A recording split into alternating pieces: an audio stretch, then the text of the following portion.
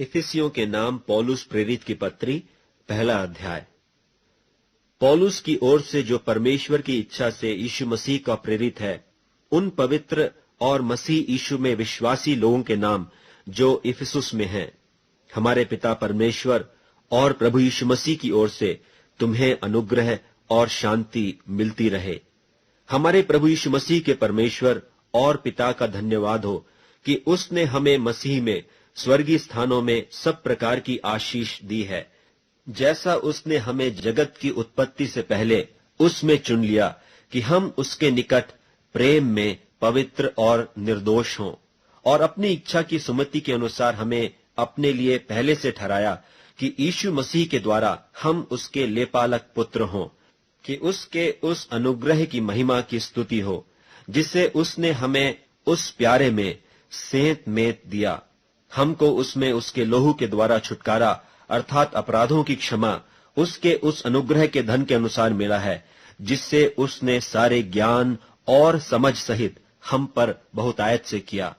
कि उसने अपनी इच्छा का भेद उस सुमति के अनुसार हमें बताया, जिसे उसने अपने आप में ठान लिया था कि समयों के पूरे होने का ऐसा प्रबंध हो कि जो कुछ स्वर्ग में है और जो कुछ पृथ्वी पर है, सब कुछ वह मसीह में एकत्र करे। उसी में जिसमें हम भी उसी की मनसा से जो अपनी इच्छा के मत के अनुसार सब कुछ करता है, पहले से ठहराए जाकर मिरास बने, कि हम जिन्होंने पहले से मसीह पर आशा रखी थी उसकी महिमा की स्तुति के कारण हो। और उसी में तुम पर भी, जब तुमने सत्य का वचन सुना जो तुम्हारे उद्धार का सुसमाचार है, और जिस पर तुमने विश्वास किया, प्रतिज्ञा किए हुए पवित्र आत्मा की छाप लगी, वह उसके मोल लिए हुओं के छुटकारे के लिए हमारी मीरास का बयाना है, कि उसकी महिमा की स्तुति हो। इफिसियों के नाम पौलुस प्रेरित की पत्री, दूसरा अध्याय। और उसने तुम्हें भी जिलाया जो अपने अपराधों और पापों के कारण मरे हुए थे, जिनमें तुम पहले इस संसार की रीति पर और आकाश के अधिकार के हाकिम अर्थात उस आत्मा के अनुसार चलते थे, जो अब भी आज्ञा न मानने वालों में कार्य करता है। इनमें हम भी सब के सब पहले अपने शरीर की लालसाओं में दिन बिताते थे, और शरीर और मन की मनसाएं पूरी करते थे, और लोगों के समान स्वभाव ही से क्रोध की संतान थे। परंतु परमेश्वर ने, जो दया का धनी है, अपने उस बड़े प्रेम के कारण जिससे उसने हमसे प्रेम किया, जब हम अपराधों के कारण मरे हुए थे, तो हमें मसीह के साथ जिलाया। अनुग्रह ही से तुम्हारा उद्धार हुआ है, और मसीह यीशु में उसके साथ उठाया और स्वर्गीय स्थानों में उसके साथ बैठाया, कि वह अपनी उस कृपा से जो मसीह यीशु में हम पर है, आने वाले समयों में अपने अनुग्रह का असीम धन दिखाए। क्योंकि विश्वास के द्वारा अनुग्रह ही से तुम्हारा उद्धार हुआ है, और यह तुम्हारी ओर से नहीं वरन परमेश्वर का दान है, और न कर्मों के कारण, ऐसा न हो कि कोई घमंड करे। क्योंकि हम उसके बनाए हुए हैं और मसीह यीशु में उन भले कामों के लिए सृजे गए, जिन्हें परमेश्वर ने पहले से हमारे करने के लिए तैयार किया। इस कारण स्मरण करो कि तुम जो शारीरिक रीति से अन्य जाति हो, और जो लोग शरीर में हाथ के किए हुए खतने से खतना वाले कहलाते हैं, वे तुमको खतना रहित कहते हैं। तुम लोग उस समय मसीह से अलग और इस्राएल की प्रजा के पद से अलग किए हुए और प्रतिज्ञा की वाचाओं के भागी न थे, और आशाहीन और जगत में ईश्वर रहित थे। पर अब तो मसीह यीशु में तुम जो पहले दूर थे, मसीह के लोहू के द्वारा निकट हो गए हो। क्योंकि वही हमारा मेल है, जिसने दोनों को एक कर लिया और अलग करने वाली दीवार को जो बीच में थी ढा दिया, और अपने शरीर में बैर अर्थात वह व्यवस्था जिसकी आज्ञाएं विधियों की रीति पर थीं, मिटा दिया, कि दोनों से अपने में एक नया मनुष्य उत्पन्न करके मेल करा दे, और क्रूस पर बैर को नाश करके इसके द्वारा दोनों को एक देह बनाकर परमेश्वर से मिलाए। और उसने आकर तुम्हें जो दूर थे और उन्हें जो निकट थे, दोनों को मेल मिलाप का सुसमाचार सुनाया। क्योंकि उसी के द्वारा हम दोनों की एक आत्मा में पिता के पास पहुंच होती है। इसलिए तुम अब विदेशी और मुसाफिर नहीं रहे, परंतु पवित्र लोगों के संगी, स्वदेशी और परमेश्वर के घराने के हो गए, और प्रेरितों और भविष्यद्वक्ताओं की नेव पर, जिसके कोने का पत्थर मसीह यीशु आप ही है, बनाए गए हो, जिसमें सारी रचना एक साथ मिलकर प्रभु में एक पवित्र मंदिर बनती जाती है, जिसमें तुम भी आत्मा के द्वारा परमेश्वर का निवास स्थान होने के लिए एक साथ बनाए जाते हो। इफिसियों के नाम पौलुस प्रेरित की पत्री, 3 अध्याय।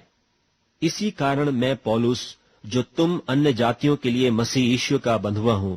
यदि तुमने परमेश्वर के उस अनुग्रह के प्रबंध का समाचार सुना हो जो तुम्हारे लिए मुझे दिया गया, अर्थात यह कि वह भेद मुझ पर प्रकाश के द्वारा प्रकट हुआ, जैसा मैं पहले संक्षेप में लिख चुका हूं, जिससे तुम पढ़कर जान सकते हो कि मैं मसीह का वह भेद कहां तक समझता हूं, जो और समयों में मनुष्यों की संतानों को ऐसा नहीं बताया गया था, जैसा कि आत्मा के द्वारा अब उसके पवित्र प्रेरितों और भविष्यद्वक्ताओं पर प्रकट किया गया है। अर्थात यह कि मसीह यीशु में सुसमाचार के द्वारा अन्य जातीय लोग मिरास में साझी और एक ही देह के और प्रतिज्ञा के भागी हैं, और मैं परमेश्वर के अनुग्रह के उस दान के अनुसार जो उसकी सामर्थ के प्रभाव के अनुसार मुझे दिया गया, उस सुसमाचार का सेवक बना। मुझ पर, जो सब पवित्र लोगों में से छोटे से भी छोटा हूं, यह अनुग्रह हुआ कि मैं अन्य जातियों को मसीह के अगम्य धन का सुसमाचार सुनाऊं, और सब पर यह बात प्रकाशित करूं कि उस भेद का प्रबंध क्या है, जो सबके सृजनहार परमेश्वर में आदि से गुप्त था, ताकि अब कलीसिया के द्वारा परमेश्वर का नाना प्रकार का ज्ञान उन प्रधानों और अधिकारियों पर, जो स्वर्गीय स्थानों में हैं, प्रकट किया जाए, उस सनातन मनसा के अनुसार जो उसने हमारे प्रभु मसीह यीशु में की थी, जिसमें हमको उस पर विश्वास रखने से हियाव और भरोसे से निकट आने का अधिकार है। इसलिए मैं विनती करता हूं कि जो क्लेश तुम्हारे लिए मुझे हो रहे हैं, उनके कारण हियाव न छोड़ो, क्योंकि उनमें तुम्हारी महिमा है। मैं इसी कारण उस पिता के सामने घुटने टेकता हूं, जिससे स्वर्ग और पृथ्वी पर हर एक घराने का नाम रखा जाता है, कि वह अपनी महिमा के धन के अनुसार तुम्हें यह दान दे कि तुम उसके आत्मा से अपने भीतरी मनुष्यत्व में सामर्थ पाकर बलवंत होते जाओ, और विश्वास के द्वारा मसीह तुम्हारे हृदय में बसे, कि तुम प्रेम में जड़ पकड़कर और नेव डालकर सब पवित्र लोगों के साथ भली भांति समझने की शक्ति पाओ कि उसकी चौड़ाई और लंबाई और ऊंचाई और गहराई कितनी है, और मसीह के उस प्रेम को जान सको जो ज्ञान से परे है, कि तुम परमेश्वर की सारी भरपूरी तक परिपूर्ण हो जाओ। अब जो ऐसा सामर्थी है कि हमारी विनती और समझ से कहीं अधिक काम कर सकता है, उस सामर्थ के अनुसार जो हम में कार्य करता है, कलीसिया में और मसीह यीशु में उसकी महिमा पीढ़ी से पीढ़ी तक युगानुयुग होती रहे। आमीन। इफिसियों के नाम पौलुस प्रेरित की पत्री, 4 अध्याय। सो मैं जो प्रभु में बंधुआ हूं, तुमसे विनती करता हूं कि जिस बुलाहट से तुम बुलाए गए थे, उसके योग्य चाल चलो, अर्थात सारी दीनता और नम्रता सहित, और धीरज धरकर प्रेम से एक दूसरे की सह लो,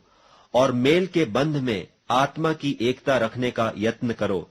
एक ही देह है और एक ही आत्मा, जैसे तुम्हें जो बुलाए गए थे अपने बुलाए जाने से एक ही आशा है, एक ही प्रभु है, एक ही विश्वास, एक ही बपतिस्मा, और सबका एक ही परमेश्वर और पिता है, जो सबके ऊपर और सबके मध्य में और सब में है। पर हम में से हर एक को मसीह के दान के परिमाण से अनुग्रह मिला है। इसलिए वह कहता है कि वह ऊंचे पर चढ़ा और बंधुआई को बांध ले गया और मनुष्यों को दान दिए। उसके चढ़ने से और क्या पाया जाता है? केवल यह कि वह पृथ्वी की निचली जगहों में उतरा भी था, और जो उतर गया यह वही है जो सारे आकाश से ऊपर चढ़ भी गया कि सब कुछ परिपूर्ण करे। और उसने कितनों को प्रेरित नियुक्त करके और कितनों को भविष्यद्वक्ता नियुक्त करके और कितनों को सुसमाचार सुनाने वाले नियुक्त करके और कितनों को रखवाले और उपदेशक नियुक्त करके दे दिया, जिससे पवित्र लोग सिद्ध हो जाएं और सेवा का काम किया जाए और मसीह की देह उन्नति पाए, जब तक कि हम सब के सब विश्वास और परमेश्वर के पुत्र की पहचान में एक न हो जाएं और एक सिद्ध मनुष्य न बन जाएं और मसीह के पूरे डील डौल तक न बढ़ जाएं, ताकि हम आगे को बालक न रहें, जो मनुष्यों की ठग विद्या और चतुराई से, उनके भ्रम की युक्तियों की और उपदेश की हर एक बयार से उछाले और इधर उधर घुमाए जाते हों, वरन प्रेम में सच्चाई से चलते हुए सब बातों में उसमें जो सिर है अर्थात मसीह में बढ़ते जाएं, जिससे सारी देह हर एक जोड़ की सहायता से एक साथ मिलकर और एक साथ गठकर उस प्रभाव के अनुसार जो हर एक भाग के परिमाण से उसमें होता है, अपने आप को बढ़ाती है कि वह प्रेम में उन्नति करती जाए। इसलिए मैं यह कहता हूं और प्रभु में जताए देता हूं कि जैसे अन्य जातीय लोग अपने मन की अनर्थ रीति पर चलते हैं, तुम अब से फिर ऐसे न चलो, क्योंकि उनकी बुद्धि अंधेरी हो गई है और उस अज्ञानता के कारण जो उनमें है और उनके मन की कठोरता के कारण वे परमेश्वर के जीवन से अलग किए हुए हैं और वे सुन्न होकर लुचपन में लग गए हैं कि सब प्रकार के गंदे काम लालसा से किया करें।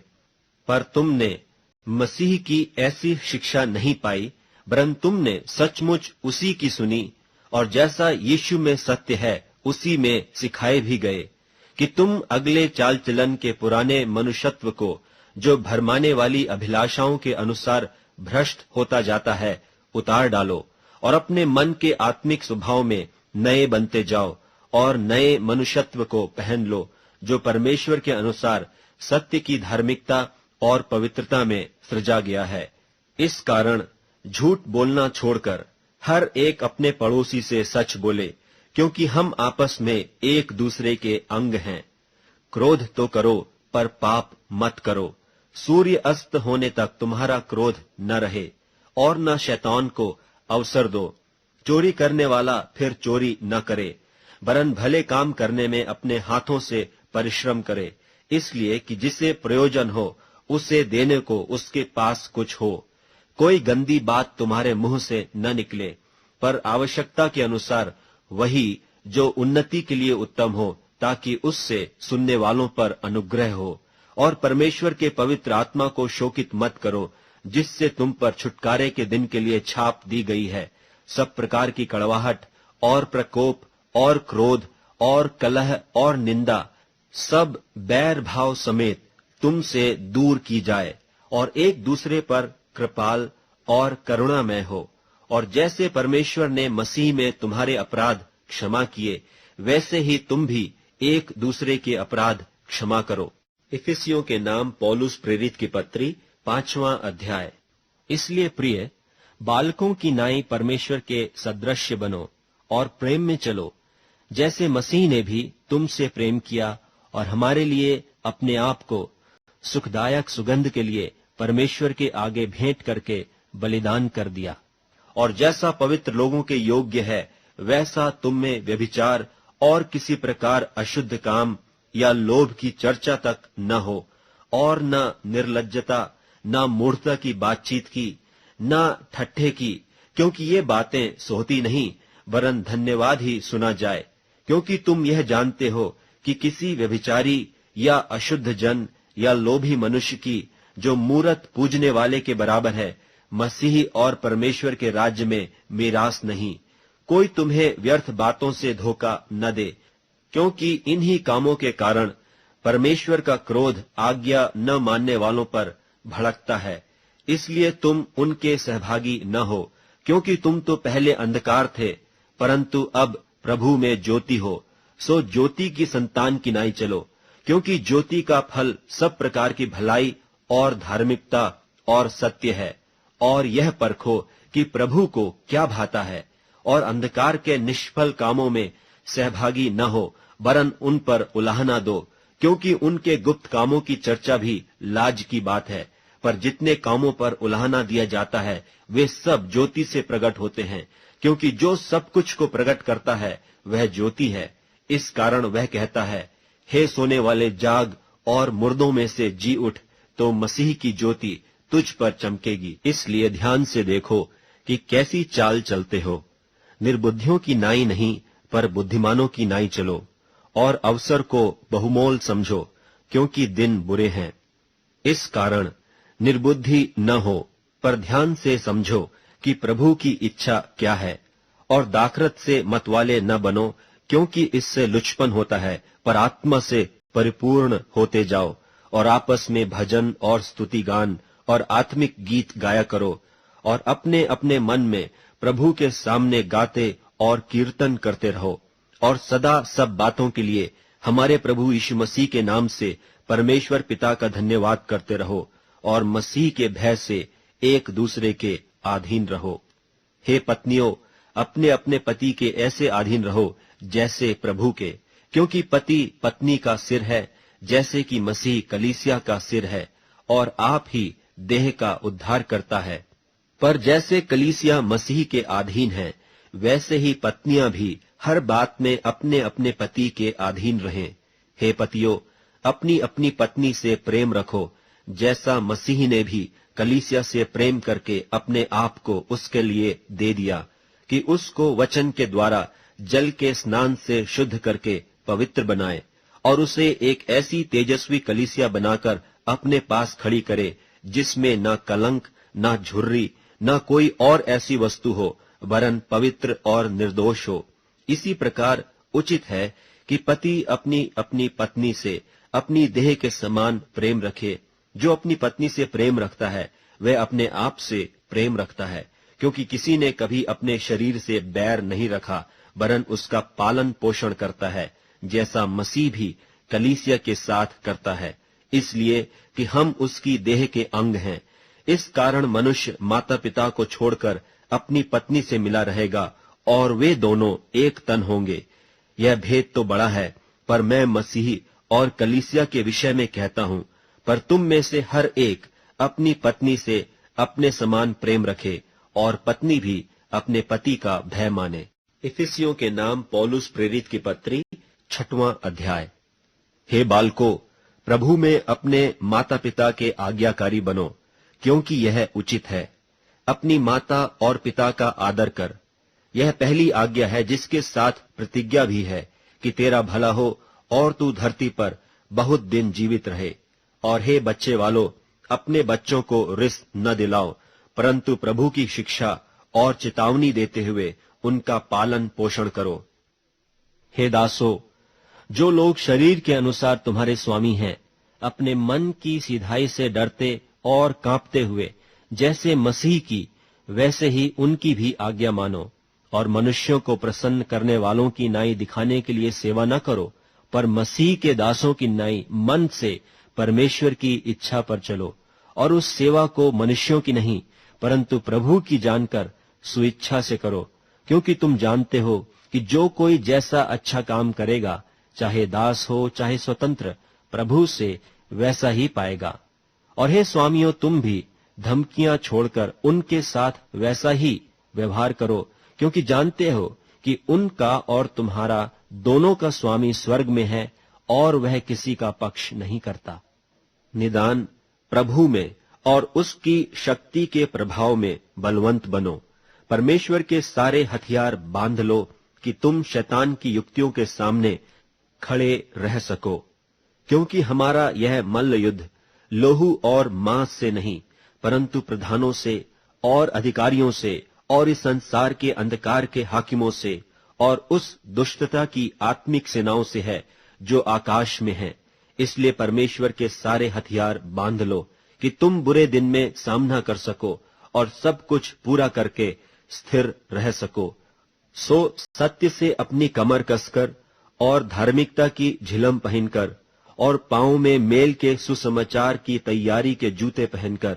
और उन सब के साथ विश्वास की ढाल लेकर स्थिर रहो, जिससे तुम उस दुष्ट के सब जलते हुए तीरों को बुझा सको, और उद्धार का टोप और आत्मा की तलवार जो परमेश्वर का वचन है ले लो, और हर समय और हर प्रकार से आत्मा में प्रार्थना और विनती करते रहो, और इसीलिए जागते रहो कि सब पवित्र लोगों के लिए लगातार विनती किया करो, और मेरे लिए भी, कि मुझे बोलने के समय ऐसा प्रबल वचन दिया जाए कि मैं हियाव से सुसमाचार का भेद बता सकूं, जिसके लिए मैं जंजीर से जकड़ा हुआ राजदूत हूं, और यह भी कि मैं उसके विषय में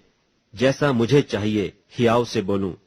और तखिकुस, जो प्रिय भाई और प्रभु में विश्वास योग्य सेवक है, तुम्हें सब बातें बताएगा, कि तुम भी मेरी दशा जानो कि मैं कैसा रहता हूं। उसे मैंने तुम्हारे पास इसीलिए भेजा है कि तुम हमारी दशा को जानो और वह तुम्हारे मनों को शांति दे।